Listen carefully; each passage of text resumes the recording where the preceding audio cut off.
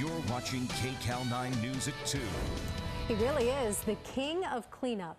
Cory Chalmers, an expert on the A&E show Hoarders. His company, SteriClean, started it all, but that's not all he does. Cory's with us right now. Welcome, Cory. Thanks, Sandra. It's great to be here. So we talk about hoarding. We see these incredible stories on hoarders.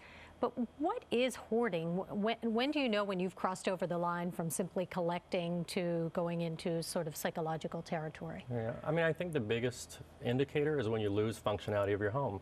You know, we go into homes where people can't cook, they can't even sit on the couch, they can't shower because there's just too much stuff. So once your collection gets to that level, it's become a problem and you need to get help. And you go in and you help these people. What sort of things have you been able to do? What kind of lives have you been able to change? Well, really, it's up to the person. You know, if they want to change, we'll give them anything that's possible. You know, we can really make a dramatic difference in their life, but they have to be willing and they really have to put the work forward, you know, to be able to make that change. It's not something that we can do for them.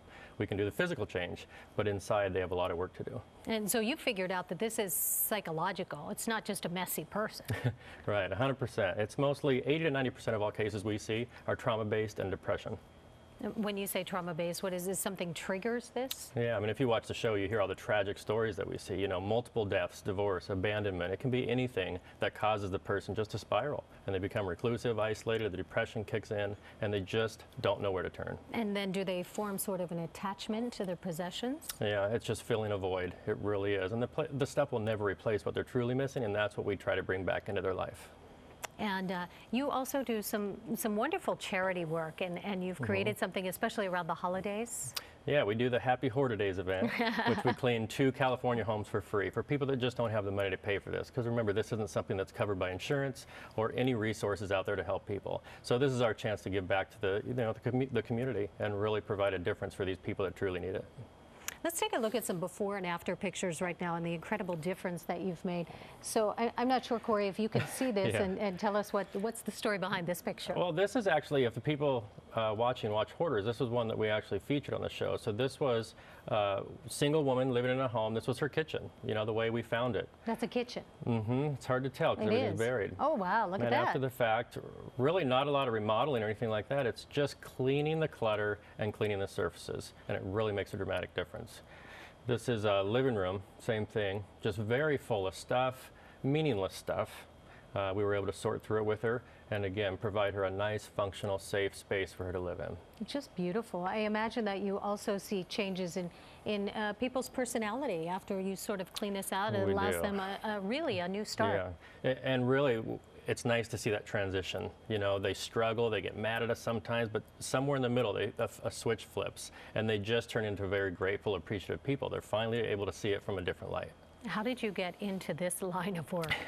Well, it started 18 years ago. I was working as a paramedic and just going into homes, you know, and seeing different tragedies, crime scenes, suicides, hoarding, everything. And I wanted to be able to make a difference. You know, I didn't feel like I was doing enough just being a paramedic for some reason.